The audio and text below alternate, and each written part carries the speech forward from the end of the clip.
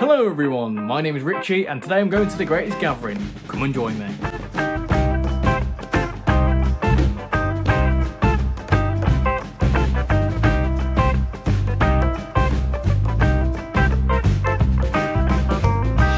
So I arrived into Derby for the Greatest Gathering at around about 9:30 Sunday morning, and I was greeted by plenty of people, all very eager to get to the event. We've made it to the Greatest Gathering, and there's a queue and a half, and it's raining. Oh, we love that. We love it a lot. As you can see here, as we entered the event, there was plenty of diesels about, plenty of 66s as well. There was loads of 66s about.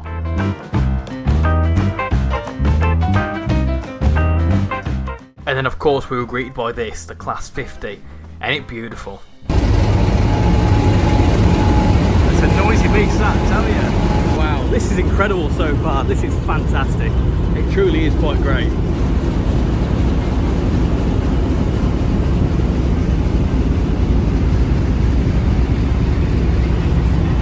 You've spotted this 31. What's special about it?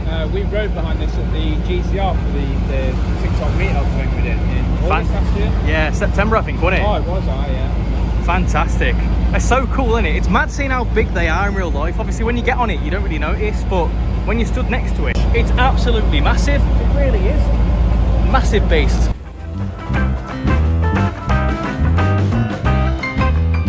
So at this point we were walking around the diesel bit where there was all sorts of diesel locomotives, and then I spotted a Class 37 that was doing cab visits, and I thought, let's do it.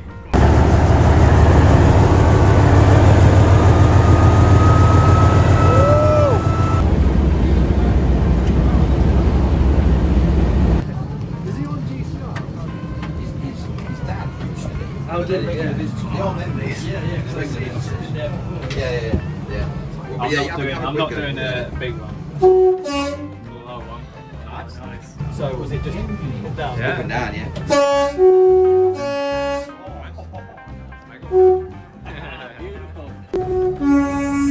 You can still hear the 37 going off, but that was cool. That was a cool little experience. So after the excitement of the Class 37, we wandered across to the G and the U shop where there was a really cool little model railway. I must admit, seeing that little train that the guy was riding there, I really wish I could have got on that. That looked loads of fun. After this there was a little greater Anglia sort of area where you could get inside. I believe it's the Flirt or something like that, which was quite cool to go into. Obviously these trains are all down south and we don't have them up north yet, so it was quite cool to go into a relatively modern train.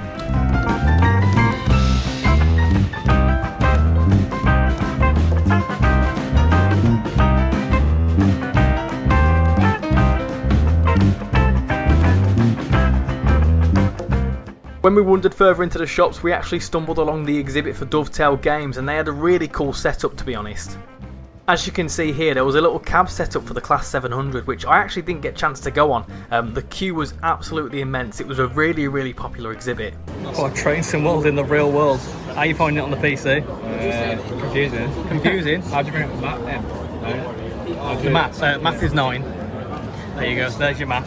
So we're in here, I think, now. Oh yeah.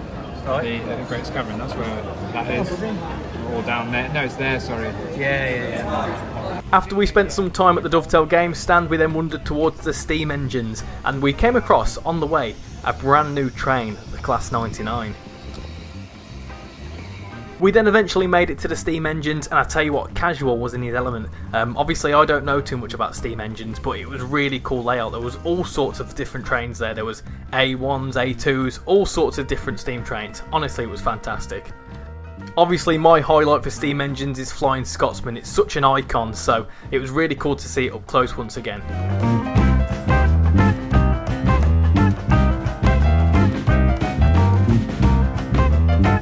At this point the heavens opened, so we seek shelter in the nearby workshop, where I saw a Class 350 and all sorts of other stuff as well. It was quite interesting because I've not seen a Class 350 up close for a very long time, so it's really cool to see it in real life after playing it in Train Sim World for such a long time. We also saw a Network Southeast 465, I've never actually seen one of them in person, and also a 507 which you could actually get inside of, which was very cool.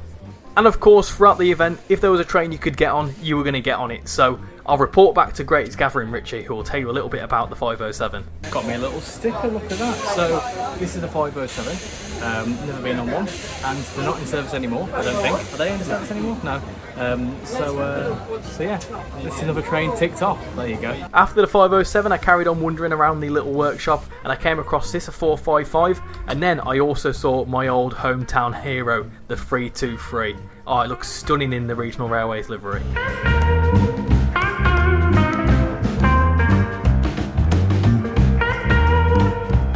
After about an hour or so, we then wandered across to the other side of the event where we spotted a 345 doing all sorts of test runs.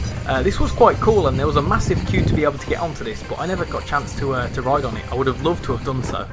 But of course, we went over to the side of this event to spot this, the wonderful West Coast Railways 37. It looks stunning in that livery.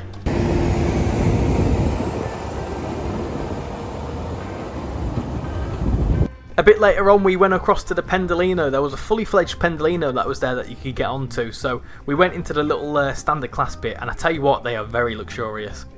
Oh, look at these. These are well smart, these, aren't they? This first class?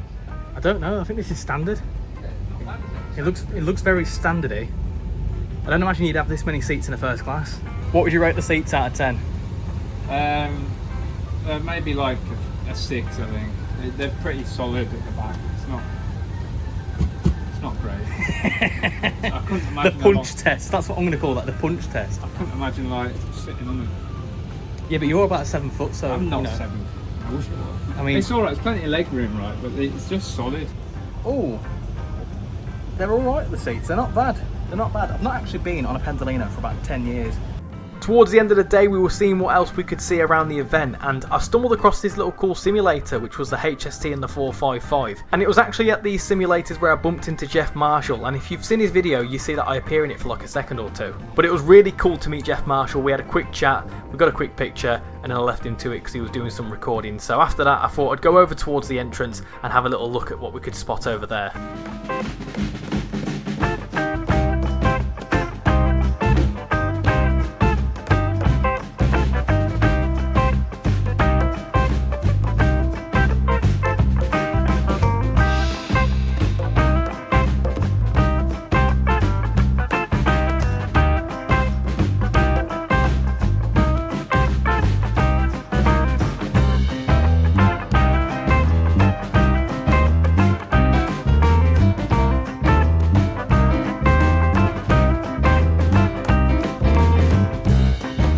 And that is a wrap at the Greatest Gathering. I tell you what, it's been really, really fun. A lot of fun, a lot to see here. So what I'll do is I'll travel home and I'll give you my final thoughts when I get home. But overall, pretty decent, really decent actually. So yeah, I'm glad I did it.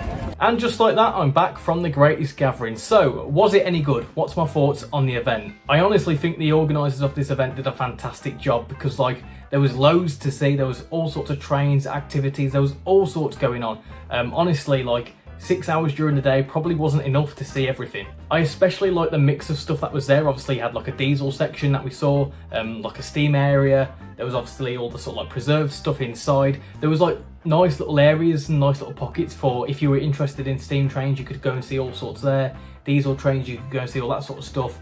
It was just really, really well laid out and just honestly awesome. There was also loads of little extras like cab rides, model railways, all that sort of stuff. So there was pretty much something there for every type of railway enthusiast. But with that said, what would I have liked to see improved with the event? I think, you know, being able to have it open for longer would have been great. I know they opened it early and stuff on certain days, but I feel like 10 till 4 p.m. was not really that much time to see everything. Some other things I would have liked to have seen improved are like the maps and the navigation and stuff like that. So there was like a general map, in fact I've got it somewhere in here. There was like a generic map that you had, but maybe like a map of like inside the certain shops, because there was like the G shop and the U shop, and I was really struggling to find certain exhibits, so maybe having the actual like internals of them shops would have been a really good help. But other than that, the event was absolutely incredible. I loved it so much, and I think for 30 quid it was an absolute bargain. There was so much to see. And of course, as you've seen, we've got plenty of footage. Just because there was so much going on, it was really hard to talk during the day, so I very much enjoyed it, and yeah, I'd definitely love to do something like that again if they ever did it again. But anyway, did you end up going to the Greatest Gathering? If so, let me know what your highlight of the day was. Honestly, mine was getting into the 37. That was quite a cool experience, to be honest. I've never been inside the cab of a diesel train or anything like that, so it was really cool experience. But let me know what your favourite part of the day was in the comments. But anyway, now that I've safely made it back home, I'm going to leave that video there. So thank you all for watching. I've been Rich, and I'll hopefully see you all next time. Bye bye.